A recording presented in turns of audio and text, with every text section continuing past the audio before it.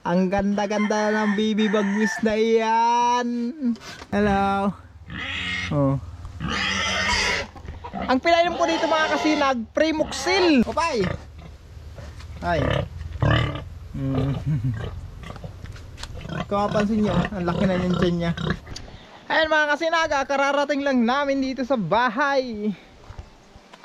Kagagaling nga sa meeting. Tapos nakakuha tayo ng ilang pirasong pang ulam. Sapat na yun sa amin mga kasinag. Sabaw-sabawan lang namin. Update ko pala kay Pagaspas. Andito si Pagaspas eh. Dito mga kasinag. Dito.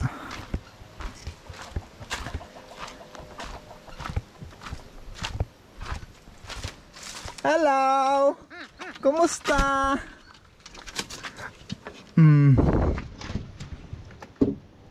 Ala ha?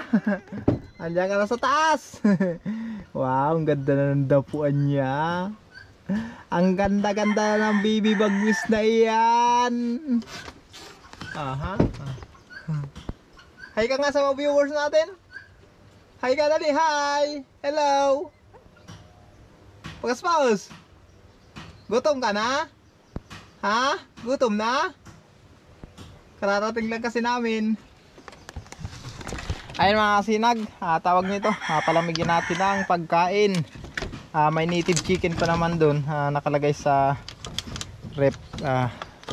Ilabas na natin para mawala yung lamig at may pakain natin mamaya. Tapos yung kambing, update ko kayo doon sa alaga kong kambing mga kasinag. Nasaan pala yung kambing kong alaga? Inaalpasan ko lang yung kambing ko mga kasinag. Saan daw yun? Gawa lang, pero okay naman siya mga kasinag. Ito na pala. Ayan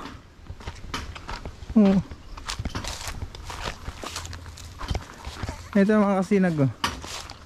Ayan Ano? Okay ka na ano? Ayan mga kasinag, kung mapansin nyo, okay na siya. Hindi na siya naghahalak na masyado. Ayan. Ayan. Okay na mga kasinag, nakakain na siya. Sana magdiretso na yan para gumaling na. Inalpasan ko lang yan kanina para makapili siya ng mga pagkain na gusto niya, makakain siya. Isa naman kung itatali ko, mahirapan niya maghanap ng pagkain. Kaya nga yung mga kasinag, kung mapansin nyo, nung nakaraan, kupis na kupis ang tiyan nito. Halos hindi na siya naihi. Tapos kung dumudumi mga kasinag, papailan-ilan lang yung kanyang dumi. Ayan na yung ating kambing. Ayan. Hello. Ang pinainom ko dito mga kasinag, Primoxil. Ilang araw ko siyang pinapainom ng Primoxil. Yun lang kasi ang nabili namin na panggamot dito. Nag-search kasi ako sa YouTube. Yun lang ang meron dito sa amin, yung Primoxil. Wala nang iba. Nakita ko sa YouTube na pwede naman yun. Kaya yun ang pinainom ko, pinainom sa kanya mga kasinag. Ngayon okay na siya.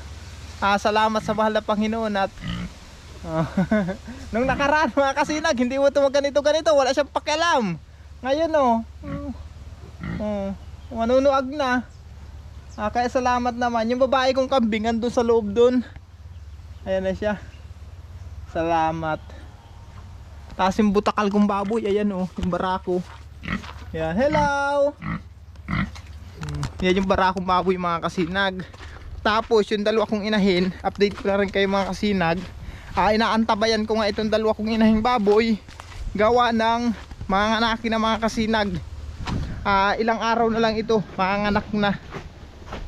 Kaya na, sabi sa mga bata, bago kami umalis, paliguan, itong dalawa. Iwan ko kung pinaliguan na. Oink oink! Oink oink! Ay may dumi. Ayun mga kasinag Hello! Star! Star! Kung mapansin nyo, ang laki na yung tiyan niya.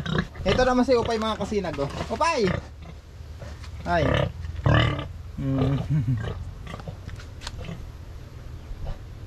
Ano? Upay! Upay! Ayaw tumayo mga kasinag.